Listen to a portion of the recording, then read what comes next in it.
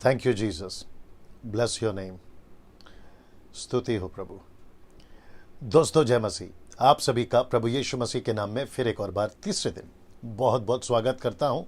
अद्भुत प्रकाशन, अद्भुत स्टडी, जिसको मैं समझता हूं कि पिछले के 2 दिन अगर मैं काउंट करूं तो कम से कम 1 लाख से भी ज़्यादा लोग फेसबुक और यूट्यूब को मिलाकर अभी तक देख चुके हैं, जिसके लिए मैं परमेश्वर का बहुत बहुत धन्यवाद देता हूं। दोस्तों आज का तीसरा दिन है और मुझे आज फिर इस तीसरे दिन आप सभी को इस परमेश्वर के वचन को सिखाते वक्त में, अद्भुत स्टडी को सिखाते वक्त में, जिसका मैंने शीर्षक दिया है जबरदस्त प्रकाशित वाक्य की पुस्तक पर अध्ययन, मैं ये आपके बीच में आते वक्त मुझे बेहद खुशी है। साथ ही साथ काफ़ी फीडबैक, कॉल्स, मैसेजेस आ रहे हैं। कमेंट्स की तो मैं समझता हूँ कि बाढ़ सी आई हुई है फेसबुक और यूट्यूब और व्हाट्सएप पर भी, और जिसको देखकर मुझे ऐसा प्रतीत हो रहा है कि ये जो स्टडी है मैं इसको 2 दिन और बढ़ाऊँ। सो इसका मतलब है कि ये जो 7 दिन का था अब ये हो जाएगा 9 दिन का, यानी कि संडे लास्ट होगा, संडे को हम इसको समाप्त करेंगे।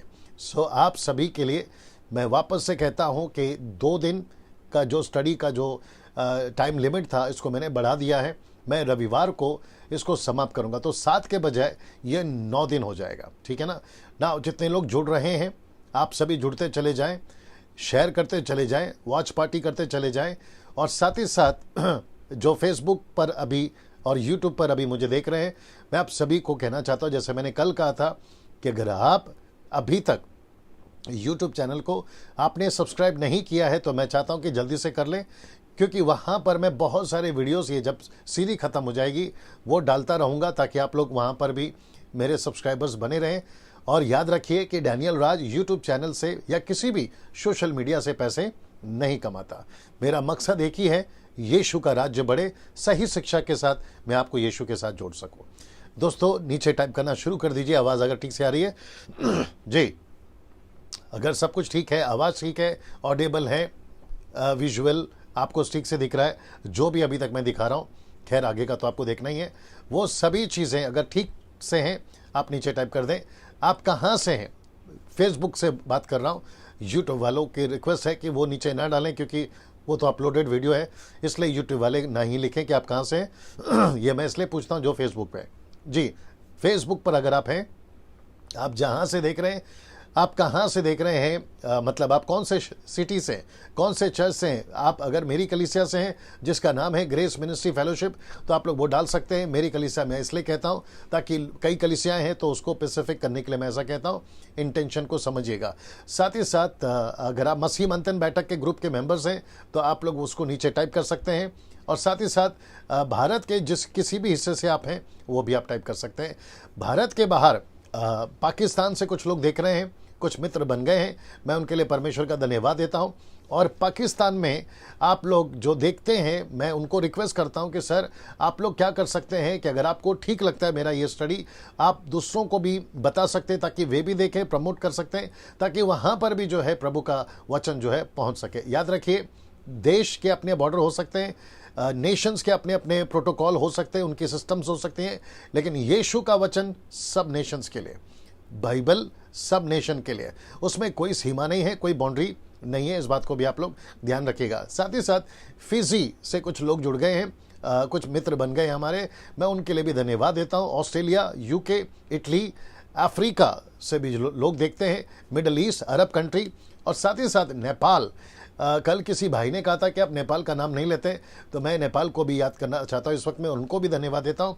और साथ ही साथ भारत के 29 राज्य से आप जहां से भी है, मुंबई का रहें, पुणे का रहें, नागपुर हैं, AP, KP, MP, UP, Goa, Jammu Kashmir, आप जहां से भी देख रहे हैं, आप सभी का मैं इस वक्त में स्वागत करता हूं। दोस्तों आज मैं वापस आपको बताना चाहता हूं कि ये जो स्टडी है 7 दिन का, इसको मैंने 2 दिन सस्टेन कर दिया है, यानी कि अब 9 दिन चलेगा। वो इसलिए है क्योंकि जैसे आज आप सुनोगे आपको पता चलेगा, और मुझे भी एहसास हो रहा है कि बहुत डेप्थ है, बहुत सारी बातें हैं जिसको मैं स्किप नहीं कर सकता, नज़रअंदाज नहीं कर सकता।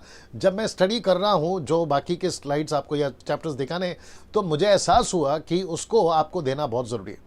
मैं जितना हाइड कर सकता था या जितना नहीं दिखा सकता था, जो कि मुझे इस बारी नहीं लगा, फिर कभी करेंगे तो करेंगे, लेकिन मैंने ज़रूरी जितना भी रखा तो मुझे लगता है कि वो 7 दिन में पूरा नहीं हो पा रहा है। उसके चलते मैं उसको सस्टेन कर रहा हूँ 9 दिन के लिए, यानी 2 दिन और बढ़ जाएगा। चलिए दोस्तों, 500 लोग जुड़ चुके हैं।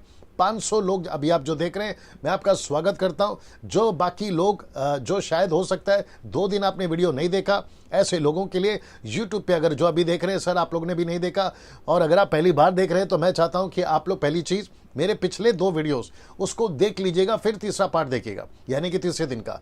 तो फर्स्ट डे मैंने चैप्टर 1, चैप्टर 2 एंड चैप्टर 3 पे बात किया है। Second day chapter 4, chapter 4, chapter 5 and chapter 6 पे बात किया है, और आज मैं सिर्फ 2 चैप्टर पे बात करूंगा, और वहां है चैप्टर 7 एंड चैप्टर 8। चैप्टर 9 पे मैं कल बात करूंगा। अगर आपने नहीं देखा 2 अध्याय या 2 वीडियोस या जो बाकी के 6 चैप्टर्स, क्योंकि आज 7 से शुरू होगा, सो आप उसको देख लीजिएगा ताकि आपको पूरी जो है चीज़ें समझ में आए। जो लगातार देख रहे हैं, मैं आपको वापस याद दिला देता हूं कि हम अभी तक 6 चैप्टर कंप्लीट कर चुके हैं, और ये रहा आज का 7वां अध्याय, 7th चैप्टर, 7वां अध्याय। अब यहां से सब कुछ शुरू होगा ना। मैंने आपको कल 4 घोड़ों के बारे में बताया था, उसकी आपको थोड़ी बहुत याददाश्त होगी तो आपको याद आ गया होगा। एक है सफेद घोड़ा, दूसरा है लाल घोड़ा, तीसरा है काला घोड़ा, और चौथा है पीला घोड़ा। पीला घोड़ा जो है वो 3 घोड़ों का मिश्रण है, ये मैंने आपको बता दिया था। विपत्ति किस तरीके से है मैं बता चुका हूं, और क्या क्या वो कर रहे थे वो भी आपको बता चुका हूं। और आखिरी में जब मैंने एंड किया था, मैंने ऐसा एंड किया था कि परमेश्वर पृथ्वी पे बहुत क्रोधित हुआ था, और जिसके चलते परमेश्वर ने बहुत क्रोधित होकर जो है पूरी पृथ्वी पे 1/3, 1/3 जिसको कहते हैं, अपने तरीके से उसका गुस्सा दिखाया था। और साथ ही साथ में उस गुस्से में मैंने ये भी कहा था, क्या कलीसिया पृथ्वी पे रहेगी, क्या कलीसिया को भी उसका गुस्सा का सामना करना पड़ेगा? तो मैंने लिखा था बिग नो, अगर आपको याद आ गया होगा। अब यहां से आपको 2 चीजें 7वें अध्याय में आप 2 चीजें बताऊंगा। एक है 1,44,000 कौन है और वो कहां पर है। दूसरा, कलीसिया, यीशु की दुल्हन कलीसिया पृथ्वी पर कहां है, रैप्चर, उठा लिया जाना, आज आप इस अध्याय में देखोगे। बड़ा इंटरेस्टिंग है, अद्भुत है, और मैं यकीन जानता हूं कि जो स्लाइड्स और इमेजेस मैंने बनाए हैं उसको आप खूब एंजॉय करोगे, ठीक है ना। सीखोगे, एंजॉय से मेरा मतलब है आप सीखोगे और यीशु के नजदीक आओगे। मुझे काफ़ी कॉल्स ऐसे आए हैं, मैसेजेस आए हैं जो कह रहे हैं कि पास्टर डैनियल, जब से जब से भारत में लॉकडाउन हुआ है, इस लॉकडाउन के दरमियान में हमने आपसे यानी डैनियल राज से और डैनियल राज की टीचिंग से बहुत कुछ सीखा है और हम प्रभु के नज़दीक आए हैं। एक स्टेटमेंट दे रहा हूं, बड़े ध्यान से सुनिएगा। अब बाकी पास्टर्स इसको कैसे देखते हैं, बाकी टीचर्स इसको कैसे देखते हैं, मुझे उससे कोई लेना देना नहीं है। ये मेरा अपना सोच है, मैं आपके बीच में रख रहा हूं जो मुझे लगा। मैंने कुछ लोगों से शेयर भी किया है, बड़े ध्यान से सुनिएगा।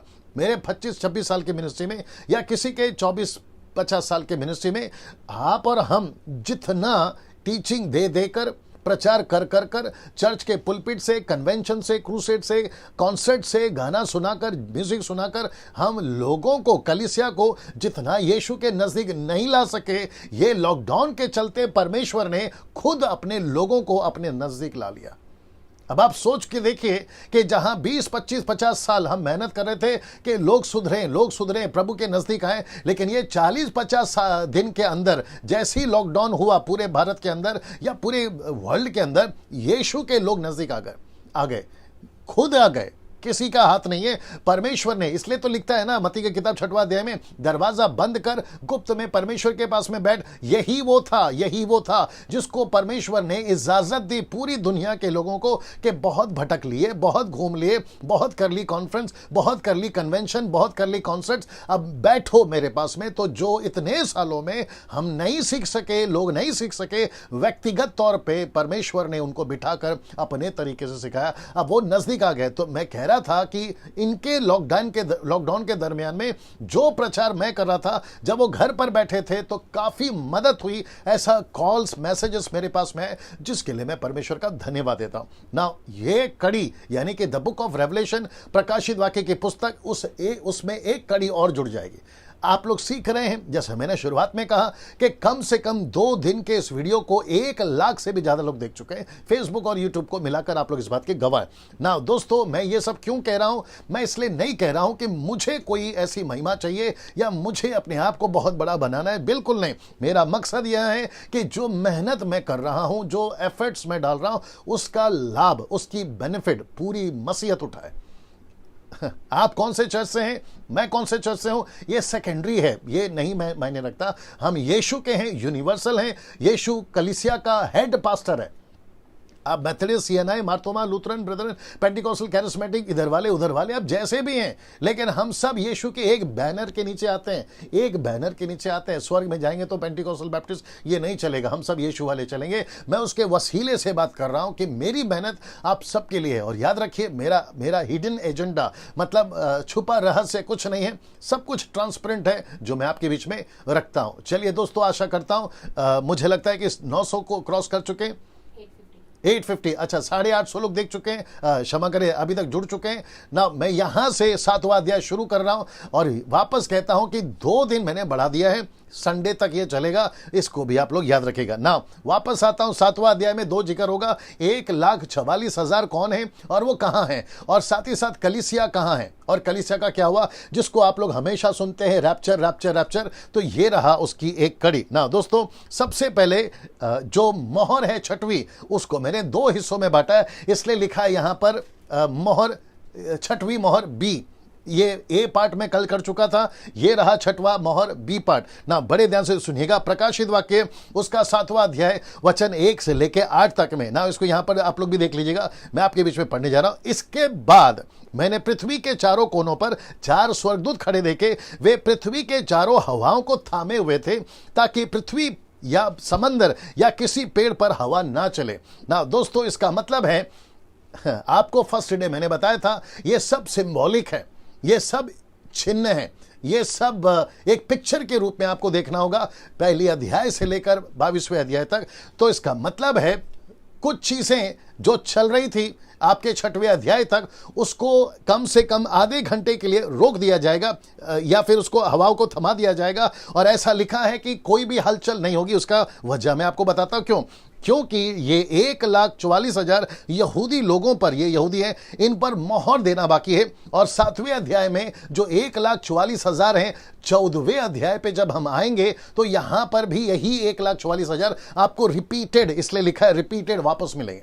सो ये 2 अलग अलग ग्रुप नहीं है, ये एक ही ग्रुप है। ये आपके दिमाग में पहला आ जाना चाहिए। वापस आप ऊपर से आते हैं। इसके बाद पृथ्वी के चारों कोनों पर 4 स्वर्गदूत देख पड़े। पृथ्वी के चारों हवाओं को थमा दिए, ताकि पृथ्वी या समुद्र या किसी पेड़ पर हवा ना चले। मतलब अब जो है, कहता है रुक जाओ, परमेश्वर कहता है रुक जाओ, अब कुछ लोगों को चुनना है, कुछ लोगों पर मोहर करनी है। आइए देखते हैं, जैसे मैं आपको बता चुका हूं ना। इसको देखिए, ये 1,44,000 कहां है। रिपीट करता हूं, ये 1,44,000 कहां है। बड़े शब्द को ध्यान देना, ये चीज को देख लीजिएगा। ये पृथ्वी पर हैं अभी, जहोवा विटनेसेस और उनको फॉलो करने वाले अगर कोई देख रहा है अभी, तो मैं उन सभी को कहना चाहता हूं कि आपकी जो स्टडी है वो गलत है। वो कहते हैं 99.9%, वो कहते हैं कि 1,44,000 ही जहोवा विटनेस वाले वही स्वर्ग में जाएंगे। और ये 1,44,000 वो कहते हैं कि वो स्वर्ग में है। प्रकाशित वाक्य की किताब को 7वां अध्याय को पढ़ते वक्त में वो कहते हैं वो स्वर्ग में है। अब उनको कौन बताए कि वो स्वर्ग में नहीं है, वो पृथ्वी पर है। मैं आपको साबित कर रहा हूं अभी, वो पृथ्वी पर है। तो साथ ही साथ जो बाइबल के प्यारे लोग या बाइबल को प्यार करने वाले या क्राइस्ट फॉलोवर्स हैं मेरी तरह, उन सभी को कहना चाहता हूं, आपको इसमें आने की जरूरत नहीं है। आप 1,44,000 में नहीं हो, और ना ही आपको आने की जरूरत है। जब आप अपनी गिनती सुनोगे तो आपको खुद ही समझ में आ जाएगा कि मैं क्या कहने की कोशिश कर रहा हूं। ये ग्रुप अलग है। ये कौन सा ग्रुप है, मैं इसके ऊपर डिटेल में एक वीडियो बना चुका हूं। हु आर द 1,44,000, मैं इसके ऊपर डिटेल में वीडियो बना चुका हूं। अगर मैं आपको थोड़ा सा संक्षेप में बताऊं कि यीशु मसीह जब पैदा हो रहे थे तो हेरोदेस राजा को जब ज्योतिषों ने कहा कि यहूदियों का राजा पैदा हुआ है, तो हेरोदेस ने 2 साल के बच्चे मरवा दिए। लेकिन कौन सी कौम के? यहूदियों के कौम के। क्योंकि यहूदियों में एक बच्चा पैदा हुआ है। तो वो यहूदी के जो बच्चे थे, यिर्मयाह की किताब कहता है कि परमेश्वर उनको लौटा कर लेकर आएगा। तो ये वो लोग हैं जिनको परमेश्वर लौटा कर लेकर आएगा, क्योंकि वहां लिखा है कि उनको माओ से कहा था मत रो, तुम्हारे बच्चे लौटा कर आएंगे। तो अगर किसी को इसकी पूरी डिटेल वीडियो देखनी है तो आपको मेरे चैनल पे जाना है, यूट्यूब चैनल पे जाना है, और आपको टाइप करना है who are the 1,44,000 teaching by pastor Daniel Raj. ये टाइप कर दोगे तो आपको सब कुछ मिल जाएगा। अगर मुझे याद रहा था उस डिस्क्रिप्शन में, या फिर आपका जो फेसबुक पर है मैं उसकी लिंक डाल दूंगा, अगर याद रहा, प्रॉमिस नहीं करता हूं ना। यहां पर लिखा 1,44,000, ये कहां है? पृथ्वी पर है ना। इसको देखिए, ये कौन है मैं आपको ये भी बता देता हूं। ये कौन है? प्रकाशित वाक्य उसका 5वां अध्याय, क्षमा करें 7वां अध्याय 5 से लेकर 8 तक में ये जितने भी आप नाम देख रहे हैं, आपको यहां पर ये चीजें पता चलेगी ना। जितने लाल में है मैं वहां से शुरू करता हूं। सबसे पहला यहूदा के गोत्र, यहूदा के गोत्र में से 12,000 पर मोहर दी गई, रूबेन के गोत्र में से 12,000। तो ऐसे करते करते तो मैं पढ़ लेता हूं, यहूदा, रूबेन, गाद, आशेर, नप्ताली, मनशे, शिमोन, लेवी, इसाकार, जबलून, यूसुफ और बिन्यामीन। तो ये टोटल है 12। यहां दिख रहा है सब कुछ, ये दिख रहा है, टोटल है 12 ना। दोस्तों इसको देखिए, 2 गोत्र इसमें नहीं है, या 2 ट्राइब इसमें नहीं है। कौन सा बताता हूं। सबसे पहला दान इसमें नहीं है, और दूसरा इसमें एफ्रेम नहीं है। तो डैन और एफ्रेम इंग्लिश वर्ड है, मैं हिंदी में इंग्लिश में भी डालूंगा। सो यहां पे डैन और एफ्रेम नहीं है, यानी कि दान और एफ्रेम नहीं है। एफ्रेम कौन है? आप सभी जानते हैं, यूसुफ का बेटा है। दान जो है वो याकूब के बच्चों में से आता है। लेकिन ये क्यों नहीं है मैं आपको बताने जा रहा हूं। उत्पत्ति की किताब उसका 49 का 17, ठीक है ना, क्या कहता है देखिए, लिखा है, ये देख लीजिए, फ्रेम में आ रहा है सब कुछ। लिखा है दान मार्ग में का सांप, ये देख रहे हैं आप, लिखा है दान मार्ग में का सांप और रास्ते में का नाग। अब आप सोच के देखिए कि दान को क्या नाम दे रही है बाइबल। ऐसा क्यों, मैं वो भी बताऊंगा। होगा जो घोड़े की नली को डसता है, जिससे उसका सवार पछाड़ खाकर गिर जाता है, सब सिंबॉलिक है, जो समझना बहुत जरूरी है ना। यिर्मयाह की किताब उसका 8 का 16 क्या कहता है देखिए, उनके घोड़ों का फरहाना, दान देखिए, दान आ गया ना, दान से सुन पड़ता, बलवंत घोड़ों के हिनहिनाने की शब्द से सारा देश कांप उठा। अब इसकी हरकत देख लीजिए, सारा देश कांप उठा। उन्होंने आकर हमारे देश को और जो कुछ उसमें है, जो हमारे नगर को निवासियों समेत नाश किया। किसने किया है? दान ने किया ना। इसको पढ़ लीजिए, होशे 4 का 17 कहता है, एफ्रेम मूर्तों का संगी हो गया, इसलिए उसको रहने दो। तो एफ्रेम मूर्तों का संगी हो गया, तो इसका मतलब है कि दान, वापस दिखा देता हूं, ये 2 कैरेक्टर्स या ये 2 गोत्र इसमें आपको नहीं मिलेंगे ना। दोस्तों इसको देखिए, जब लिखा गया था यानी कि याकूब के बच्चे, तो ये उसकी लिस्ट है। अब इस लिस्ट में आपको यहां पे लेवी दिखेगा, आपको यहां पे जोसेफ दिखेगा। लेकिन जैसे ही आप यहां पर आते हैं, जब बांटने की बारी थी, तो यहां पे लेवी नहीं है और यहां पे जोसेफ नहीं है। लेकिन प्रकाशित वाक्य के 7वें अध्याय में आप जैसे ही आओगे तो यहां पे लेवी मिलेगा, आपको जोसेफ मिलेगा। लेकिन आपको ये लिस्ट में मैंने हिंदी में भी डाल दिया आपकी सुविधा के लिए, आप लोग उसको देख लीजिएगा। लेकिन यहां पे आपको दान नहीं मिलेगा और आपको एफ्रेम नहीं मिलेगा। और क्यों होना चाहिए? क्योंकि ये मूर्ति पूजक हो गए हैं, ये गलत दिशाओं में चले गए, और ऐसे लोगों को परमेश्वर अपनी लिस्ट में गिनती नहीं करता ना। जैसे आप ये स्टडी कर रहे हो और आप मुझे सुन रहे हो, तो बड़े ध्यान से सुनिएगा। सोचिए परमेश्वर कितना पर्टिकुलर है। अपनी गिनती में जब वो गिनती कर रहा था, तो परमेश्वर कहता है कि किस पर मोहर लगानी है और किस पर मोहर नहीं लगानी है। तो इससे सोच के देखिए परमेश्वर कितना स्पेसिफिक है, परमेश्वर कितना विशिष्ट है। और परमेश्वर कहता है कि जो मेरी लिस्ट में गलत है, मैं उस पर दृष्टि नहीं करता। अब आप सोच के देखिए, जैसे एसाव, याकूब का भाई, बड़ा भाई, जिसका नाम है एसाव, आपको याद होगा, उस व्यक्ति ने मसूर की दाल के लिए, मैं बीच में इसको इसलिए डाल रहा हूं ताकि मैं आपको कॉन्सेप्ट समझा सकूं। मसूर की दाल के लिए उसको लगी थी बड़ी भूख। उसका छोटा भाई याकूब, वो जो है घर पर खाना बना रहा था। यूसुफ जो है वो शिकारी था, एसाव माफ करिए शिकारी था, और उसको भूख लगी और उसने मसूर की दाल देखी। और इसी का जिक्र पौलुस ने भी किया इब्रानी किताब में। वो कहता है कि कुछ क्या कहते हैं ना, भोजन के चक्कर में एसाव ने अपना पद खो दिया और पछताने के बाद भी उसको नहीं मिला। तो सोच के देखिए, कुछ गलतियां, कुछ हरकतें, मैं एक प्रचार कर रहा था, वीडियो बनाया था, मूसा की एक गलती ने उसको जो है देखो क्या कर दिया है ना। इसके ऊपर मैं वीडियो बना चुका हूं। सो अगर कोई सेवक अभी देख रहा है, कोई प्रभु का दास अगर देख रहा है, कोई विश्वासी अगर देख रहा है, जो कि आप लोग देख भी रहे हैं, मैं उन सभी को कहना चाहता हूं, सर आपको यहां से एक गलती आपको समझना होगा कि परमेश्वर सब बर्दाश्त कर सकता है, पापियों से बेइंतहा प्यार करता है, लेकिन उसको सबसे ज्यादा नफरत है तो पाप से। अगर इस वक्त में आप सुन रहे हैं और आपको यह एहसास हो रहा है कि यस पास्टर डैनियल, अगर परमेश्वर यहां से वो 2 गोत्र को कट कर सकता है तो फिर हमारा भी नाम कट कर सकता है। यह आपको बहुत समझना बहुत जरूरी है। इसलिए मैं वापस कहता हूं कि आपको इससे यह सीखना बहुत जरूरी है कि इन 2 को इसलिए कट किया क्योंकि ये मूर्ति पूजक हो गए थे, ये गलत रास्ते पे चल बसे थे या चल पड़े थे, और इसके चलते परमेश्वर ने जो है इन सबको निकाल दिया, दोनों को निकाल दिया।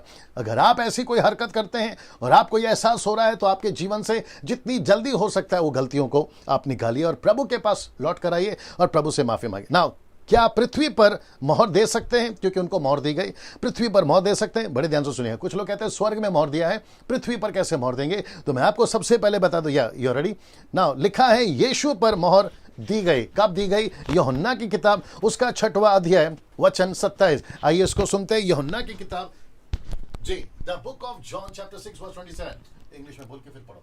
The book of John, John 6:27। नाशवान भोजन के लिए परिश्रम न करो, परंतु उस भोजन के लिए जो अनंत जीवन तक ठहरता है, जिसे मनुष्य का पुत्र तुम्हें देगा, क्योंकि पिता अर्थात परमेश्वर ने उसी पर छाप लगाई है। सी, इसका मतलब है, नेक्स्ट वर्ड रेडी रखो, ये वाला याद है आपको ना, यीशु पर छाप लगी और यीशु पे छाप लगाई परमेश्वर पिता ने।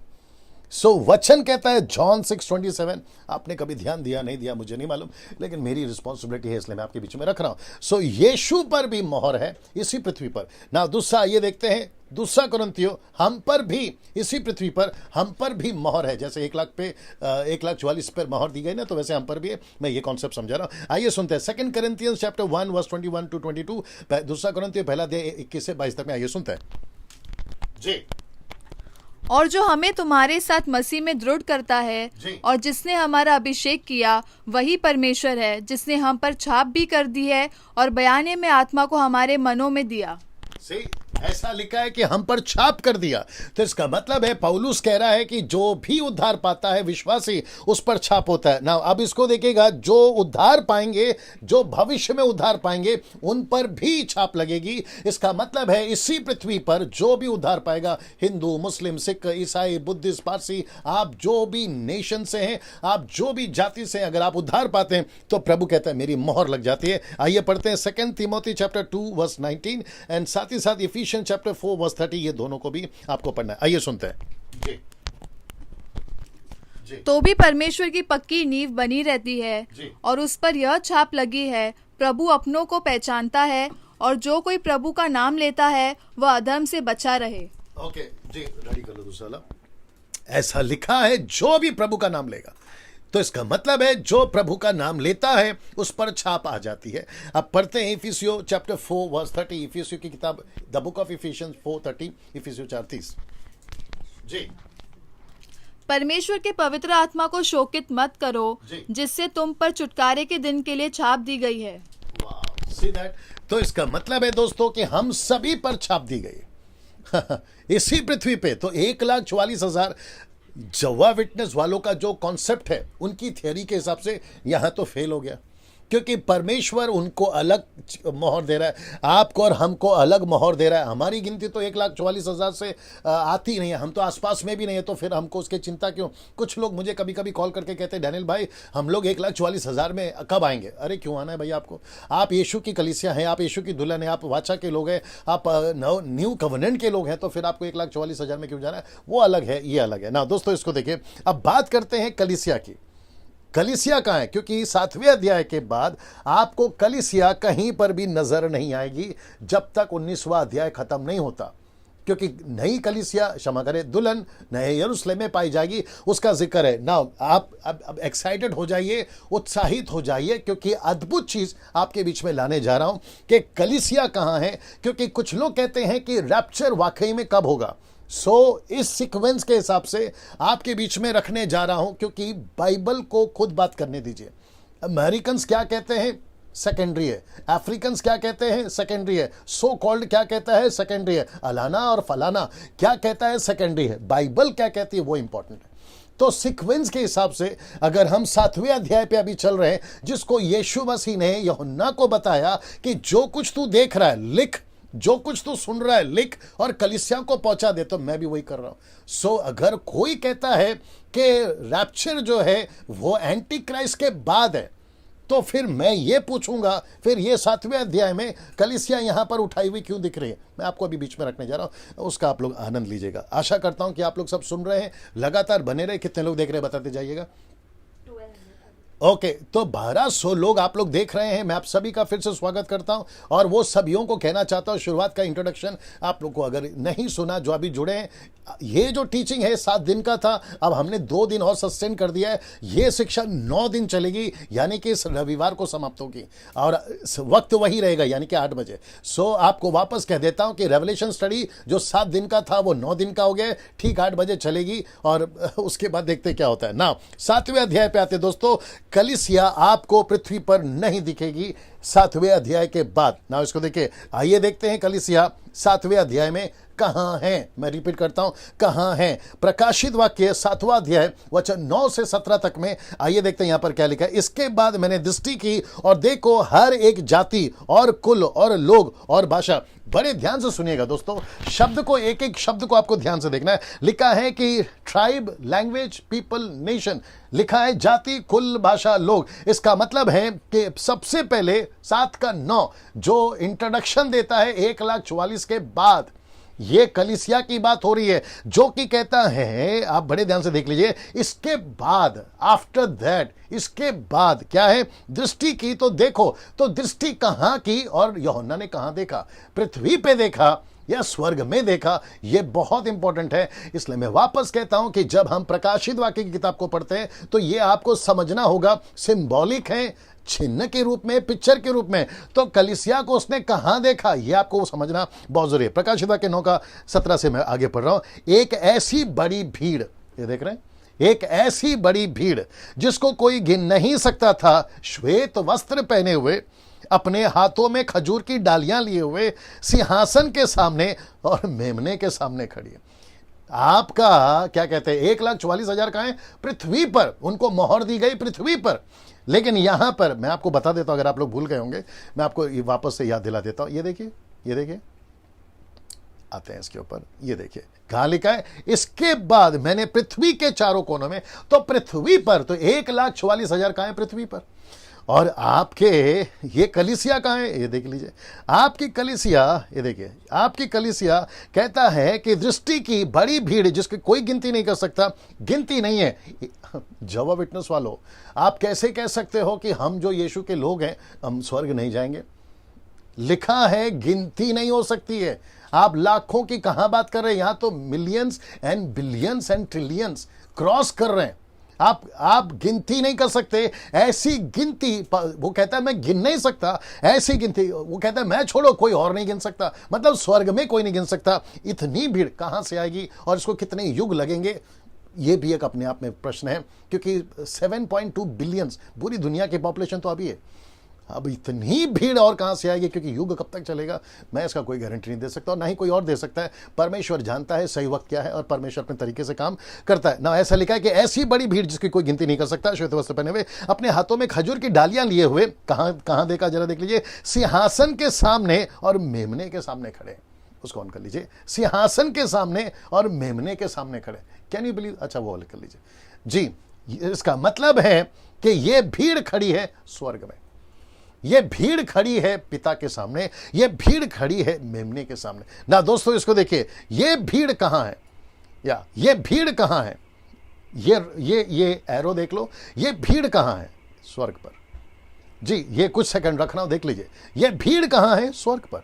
तो इसका मतलब है कि 7वें अध्याय में, बहुत ध्यान से सुनना, 7वें अध्याय में कलीसिया पृथ्वी पर नहीं है, क्योंकि 8वां अध्याय और 9वां अध्याय में आप सोच नहीं सकते हैं ऐसे भयंकर चीज पृथ्वी पर होने जा रहे हैं।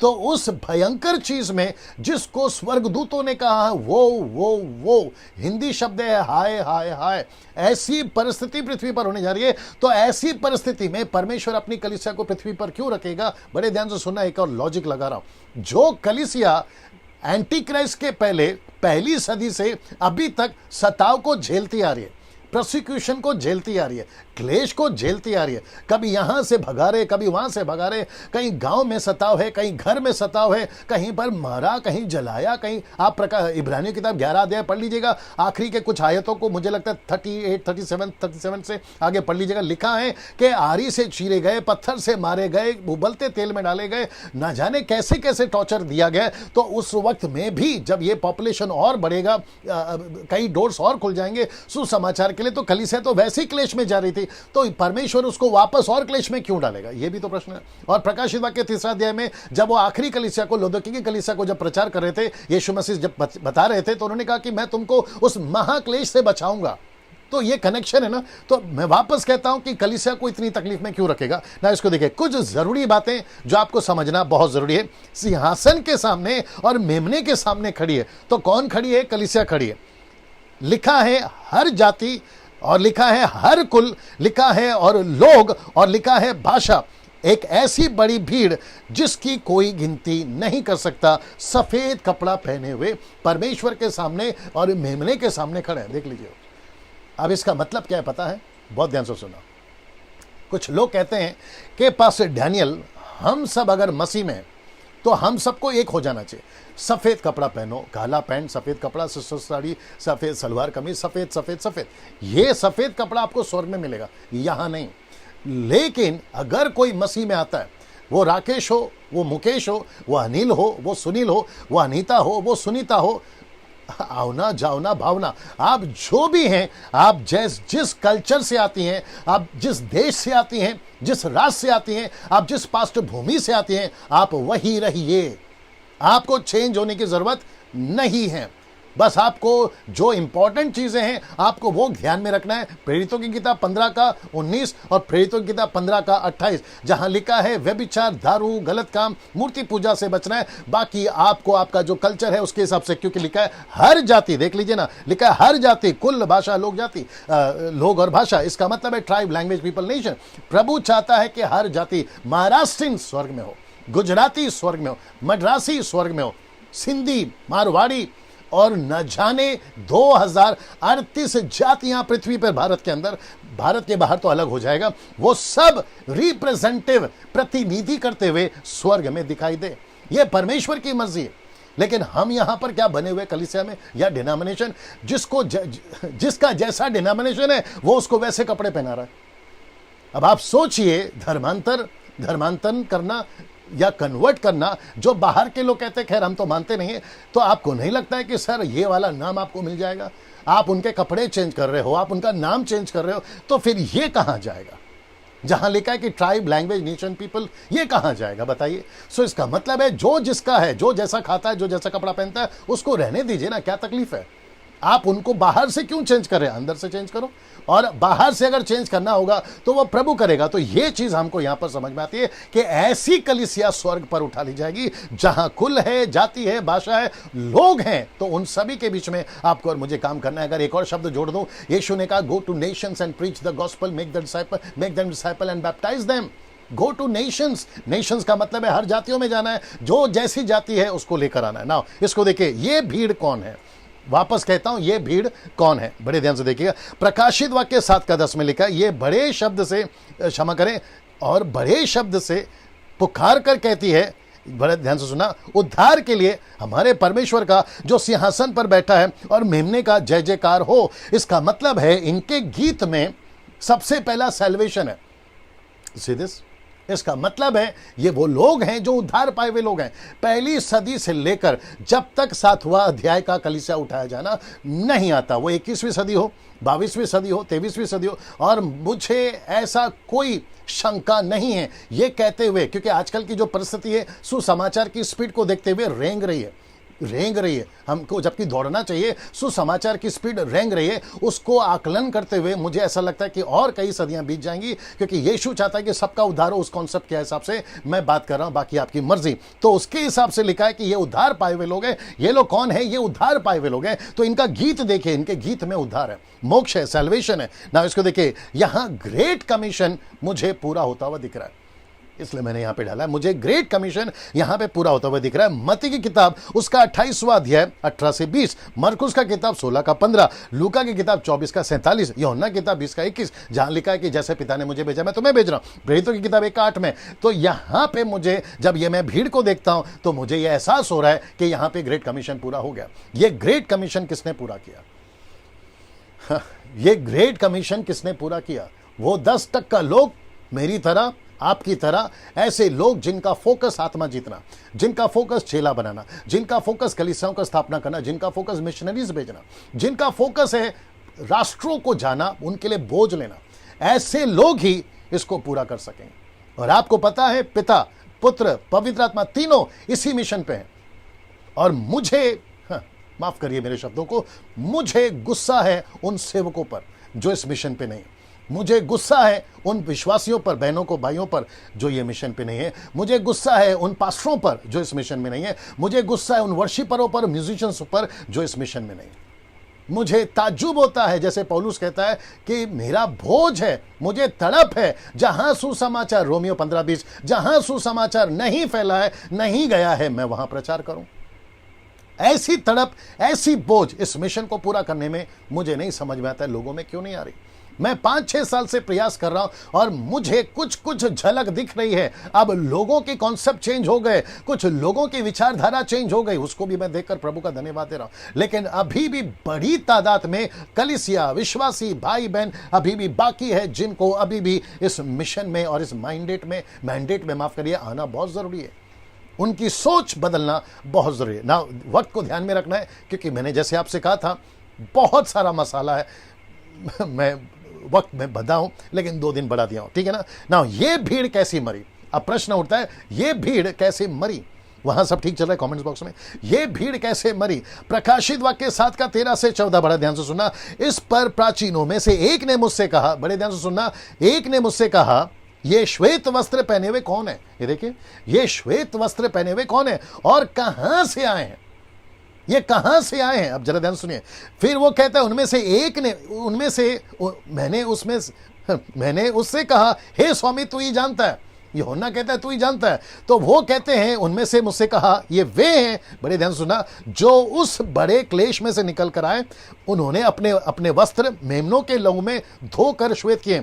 ये उस बड़े क्लेश में, आपको याद होगा 4 घोड़े, आपको याद होगा पहली तुरी, दूसरी तुरी, आपको याद होगा वो जो मैंने अभी आपको पिछले 2 दिन तक बताते आ रहा हूं, कैसा वो सारा chaos, वो सारी गड़बड़ी, वो सारी महामारियां, वो सारी चीजें उसमें से निकलकर, क्योंकि एंटी क्राइस्ट ने अभी तक अपने आप को शो नहीं किया, अभी तक वो मंदिर पर बैठकर अपने आप को डिक्लेयर नहीं किया। मैं आऊंगा उसके ऊपर।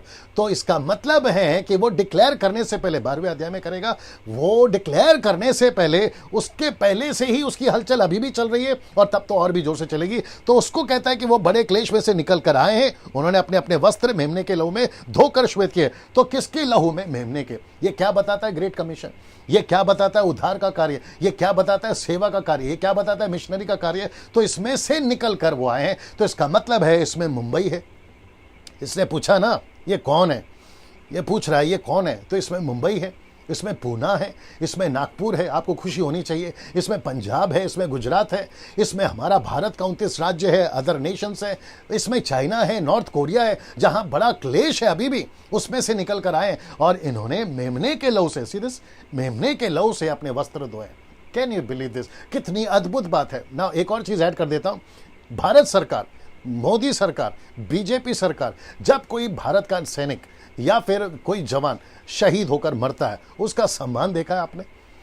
उनका सम्मान देखिए, न्यूज़ पे चलाया जाता है, न्यूज़पेपर पे चलाया जाता है, उनको काफ़ी सम्मान किया जाता है, उनके फैमिलीज़ को नौकरी दी जाती है, उनको पैसे दिए जाते हैं, उनको मेडल दिया जाता है जो शहीद हो जाता है। ये सारी, उनके पत्नी को या जो भी है, ये सारी चीज़ें की जाती है। अगर नेशंस के बॉर्डर पे राष्ट्र की सेवा करते करते अगर कोई सिपाही मर जाता है, जिसको कहते हैं शहीद हो जाता है, तो उसको इतना सम्मान यहां है। तो यीशु के लहू के लिए, यीशु के काम के लिए अगर कोई शहीद हो जाए भाई या बहन, तो सोचिए स्वर्ग में उसको कितना सम्मान है। आप नीचे टाइप कर सकते हैं प्रेज द लॉर्ड, आमीन, थम, हार्ट का जैसा आपको रिएक्ट करना कर सकते हैं। आप सोच के देखिए हम कितने ब्लेसेड लोग हैं कि हम किसी नेशन के लिए नहीं लड़ रहे हैं, लेकिन हम उसके किंगडम के लिए लड़ रहे हैं और उसके किंगडम के लिए शहीद हो रहे हैं। कितनी बड़ी बात है। आप अपना पीठ खुद ही थपथपा सकते हैं। ऐसे लोग हैं आप, ऐसे कार्य के लिए प्रभु ने आपको चुना है। आपको और मुझे कितना घमंड होना चाहिए। अमेरिका को घमंड है, अमेरिकन फोर्सेस को घमंड है, माफ करिएगा, उनको अपने नेशंस पे, अफ्रीकन के जो फोर्सेस हैं उनको अपने नेशन पे घमंड है, भारत के फोर्सेस को अपने भारत के नेशन पे घमंड है। सोचिए हम मसीहों को उसके राज्य के लिए जो काम करें, हमको किंगडम के राज्य के नेशन का कितना घमंड होना चाहिए। सी दिस नाउ, बड़े ध्यान से सुनिएगा। ये लोग कौन है और ये लोग कैसे, बारे में आपको बता चुका हूं। नाउ अब प्रश्न उठता है, आप और हम, यानी कि आप और हम इस रैप्चर में उठाए जाएं, पद 9 की गिनती में हमारा भी कार्य हो, मतलब 9वां अध्याय 7 गणों, मैंने बता दिया, जाति कुल भाषा लोग, उसमें हम भी हो, तो सेवा भी हमें ऐसी करनी है। इसका मतलब है आप और हम अगर रैप्चर में या उठा लिया जाने में शामिल होना चाहते हैं तो आपको ऐसी सेवा करनी होगी। आप घर बैठे हो, पिज़्ज़ा बर्गर खा रहे हो, टाइम पास कर रहे हो, आप अपनी मनमानी कर रहे हो, आप यीशु की सेविकाई में नहीं हो, और आपको लगता है कि मैंने उद्धार इसलिए पाया कि मैं अमेरिका चला जाऊं, मेरा वीज़ा लग जाए, मेरा बिजनेस चल जाए, तो मेरे दोस्त आप बहुत बड़ी भूल में। यीशु मसीह ने कहा है, लूका की किताब उसका 14 का 25-26 पढ़ोगे, लिखा है कि जो कोई अपना क्रूस नहीं उठाएगा वो मेरे योग्य नहीं है।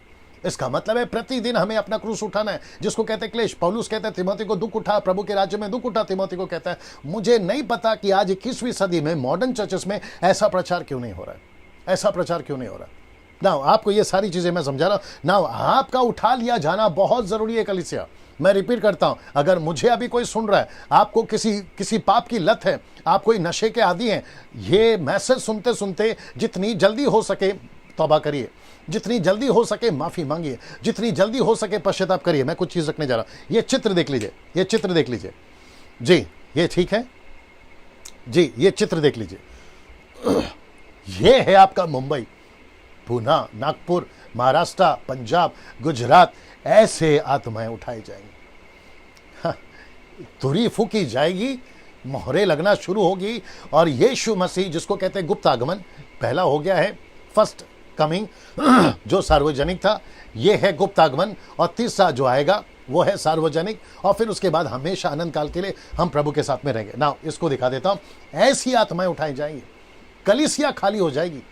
अचानक रविवार के दिन कलीसिया चल रही होगी, सारी कुर्सियां खाली, बस के अंदर पब्लिक जा रही होगी, जितने मसीह हैं बस खाली, फ्लाइट में ट्रैवल कर रहे होंगे, पायलट्स या फिर मेंबर्स गायब, जो उसके पैसेंजर है वो गायब, ट्रेन का अंदर ट्रेन की पब्लिक गायब, क्योंकि मसीह है। ऐसे आप कल्पना करिए कि कितना बड़ा पूरी दुनिया में न्यूज़पेपर पे, व्हाट्सएप पर एक ऐसी न्यूज़ चलेगी कि पब्लिक गायब हो रही है। तो पब्लिक कहां गायब हो रही है आप देख लीजिए। अब ऐसा दृश्य, ऐसा क्योस पूरी दुनिया में चलेगा। आज अगर कोई गुमशुदा हो जाता है तो उसकी पोस्टर लगा के घूमते लोग पुलिस स्टेशन में कि भैया हमारा पिता गुम गया, बेटा गुम गया, पत्नी XYZ वो घूम गए, उनकी फोटो लगती है। अब पूरी दुनिया के अंदर लोग मिस हो जाएंगे, चारों तरफ पीपल आर मिसिंग। कितनी फोटो लगाओगे पुलिस वालों, कितनी फोटो लगाओगे घर वालों, और जितने भी सरकारें होंगी उस दिनों में या नेशंस होंगी, कितनी फोटो चिपकाओगे। अब आप सोच के देखिए, ऐसी अवस्था, ऐसी परिस्थिति क्यों है? क्योंकि यीशु मसीह अपने लोगों को, यानी अपनी कलीसिया को उठा रहा। अब आप बोलोगे डैनियल भाई, पब्लिक उठाई जा रही है, लोग उठाए जा रहे हैं। कोई मेरा हिंदू मुस्लिम भाई भी अगर देख रहा होगा, वो पूछना चाहेगा कि आप बाइबल में कोई रेफरेंस है? आइए आपको दिखा देते। पृथ्वी पर तब भी मसीह लोग होंगे, मत्ती 24 का, पृथ्वी पर तब भी लोग मसीह होंगे। तो उठा लिए जाने का कौन से बता रहा हूं, मत्ती का 24 का 40 और 41। उस समय 2 जन खेत में होंगे, एक ले लिया जाएगा और दूसरा छोड़ दिया जाएगा। 2 स्त्रियां चक्की पीसती रहेगी, एक ले ली जाएगी और दूसरी छोड़ दी जाएगी। तो इसका मतलब है दोस्तों, बड़े ध्यान सुनिएगा, यहां पर कुछ लोग उठा लिए जाएंगे और कुछ लोग छोड़ दिए जाएंगे। आप रेफरेंस पूछ रहे थे, मैंने दे दिया। आप वचन पूछ रहे थे, मैंने बता दिया। लेकिन आपने यह भी नोट करना है कि उस वक्त में भी कुछ क्रिश्चियंस नीचे रह जाएंगे, कुछ विश्वासी नीचे रह जाएंगे, कुछ प्रचारक, कुछ वर्शिपर्स, कुछ म्यूजिशियंस, कुछ बाइबल टीचर, कुछ प्रीचर्स, कुछ सेवक, इंटरनेशनल, नेशनल, वो लोग नीचे रह जाएंगे। कुछ ब्रदर्स, विश्वासी, क्राइस्ट फॉलोवर्स, वो नीचे रह जाएंगे। क्यों? क्योंकि उनकी हरकतें ऐसी हैं, उनकी हरकतें ऐसी है, इसलिए तो ये वचन लिखा हुआ। अभी मुझे बता दे जाओ क्या चल रहा है यहाँ पे, सब ठीक है? कितने लोग हैं? ना दोस्तों, आपको ये समझना बहुत जरूरी है कि तब भी लोग रह जाएंगे। तो इसका मतलब है वो कौन लोग हैं जो रह जाएंगे? ऐसे लोग, हो सकता है कि अभी आप जब मुझे सुन रहे हैं आपके जीवन में कुछ ऐसी बातें हैं जो परमेश्वर को पसंद नहीं है। उस दिन वो एक चीज आपको उठा लेने पे जो है प्रभु को रोक देगी। वो एक चीज, वो गलत वीडियो हो सकता है जो आपको प्रभु को उठाने पे रोक सकती है। ये देखो, वो ऐसी कुछ लालच, वो ऐसा कोई घमंड, वो कोई ऐसी बातें जो आपको ऊपर उठा देने पे रोक देगी। और यीशु को जब वो आपको उठा रहा होगा ना, वो चीजें आपको नीचे खींच रही होंगी और यीशु कहेगा। और आपको याद है ना, 2 गोत्र दान और एप्रैम, उनको छोड़ दिया, यीशु ने नहीं काउंट किया। अब आप सोचिए कि उनको जब नहीं छोड़ा, मूसा को नहीं छोड़ा, अब आप सोच के देखिए फिर आप और मैं क्या चीज है। इस वक्त जितने भी देख रहे हैं, फेसबुक, यूट्यूब, जहां से भी आप देख रहे हैं, आपको यह एहसास होना चाहिए कि आपकी गिनती इन उठा लिए जाने वालों में हो। सो आप किस चक्कर में पड़े हैं? वो व्यभिचार हो सकता है, एक्स्ट्रा मैरिटल अफेयर हो सकता है, गर्लफ्रेंड बॉयफ्रेंड का चक्कर हो सकता है, आपका पैसे का लालच हो सकता है, आपका अक्षमा हो सकता है, अनफॉरगिवनेस हो सकता है। ऐसी वो सारी चीजें आपको स्वर्ग में उठा जाने से आपको रोक सकती है। आप नहीं उठाए जाओगे, क्योंकि परमेश्वर ऐसा कोई चीज, ऐसी कोई अपवित्रता चीज अपने पास में बर्दाश्त नहीं करेगा ना। जो कोई सेवक मुझे अभी सुन रहा है, सर अपने जीवन को चेक करिए। कोई पास्टर अगर मुझे सुन रहा है, पास्टर अपने जीवन को चेक करिए, अपने जीवन को चेक करिए, अपने मोबाइल को चेक करिए, अपने लैपटॉप को चेक करिए और अपने आप को चेक करिए। आप कहाँ हैं आज? आप बाहर संडे के दिन आप चर्च पे दिखते सबको अच्छे हैं, लेकिन संडे के बाद मंडे टू सैटरडे आपका जीवन कैसा है वो प्रभु देखता है। ये इस वक्त में एक वार्निंग के रूप में, एक चेतावनी के रूप में ये बंदा डैनियल राज, आपका बड़ा भाई या छोटा भाई या आपका कोई भी मित्र या रास्ते पे चलने वाला, जैसे जॉन द बैप्टिस्ट की आवाज़ थी फिलिप के लिए, खोजा के लिए फिलिप था, ऐसा ये डैनियल राज आपके बीच में 5-6 साल से पूरे भारत के अंदर एक ऐसी आवाज़ को लगा रहा है और आपको यह एहसास दिलाना चाह रहा है कि सर आप कहाँ हैं। अगर ये मैसेज, आज का ये एपिसोड, ये जो मैं आज चला रहा हूं, 3रा दिन का ये रेवलेशन स्टडी, अगर आपको आज तौबा करने पे आपको मजबूर करता है, आपको यीशु के नजदीक लाता है, मैं समझता हूं कि मैं बाकी जितने भी काम किया हूं, आज का दिन सफल रहा।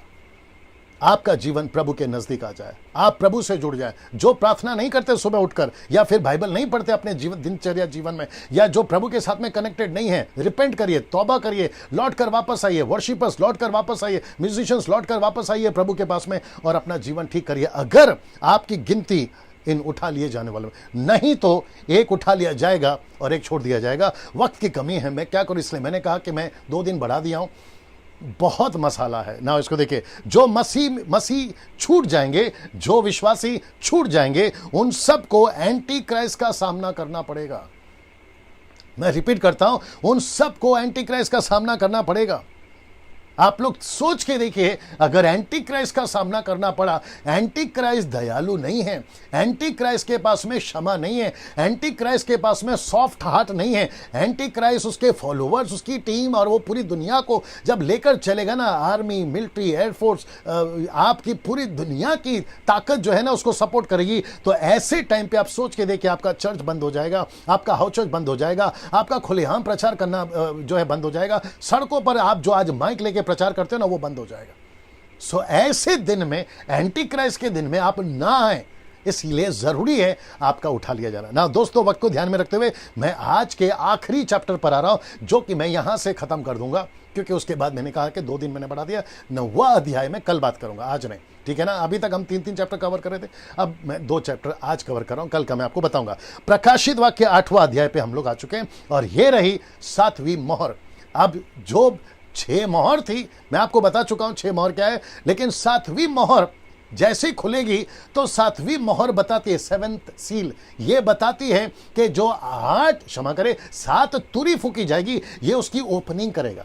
मैं रिपीट करता हूं, 7th सील जो 7 तुरी है, 7 ट्रम्पेट्स, ये उसकी ओपनिंग करेगा। आइए देखते कैसे ओपनिंग करेगा। प्रकाशित वाक्य 8 का, जब उसने 7वीं मोहर खोली तो स्वर्ग में आधे घंटे तक सन्नाटा छा गया। बीच में आधा घंटा निकला था, इसलिए निकला था। आधे घंटे तक सन्नाटा छा गया। आधे घंटे तक का सन्नाटा क्यों? ये थोड़ा हैवी है दोस्तों, मुझे नहीं पता कि बाकियों ने इसका क्या इंटरप्रेट किया है, बाकी प्रचारकों ने इसका क्या इंटरप्रेट किया, मुझे नहीं मालूम। लेकिन मेरे 26 साल के मिनिस्ट्री में मैं जहां तक बाइबल को पढ़ रहा हूं, मैंने जैसे अभी थोड़ी देर पहले कहा कि बाइबल को खुद बात करने दीजिए, तो मैं आपके बीच में वही रखूंगा। सो आधे घंटे तक सन्नाटा क्यों? मैं बीच में एक प्रचार किया था कि जिसका घर होता है ना, वो अपने घर की हर चीज़ जानता है।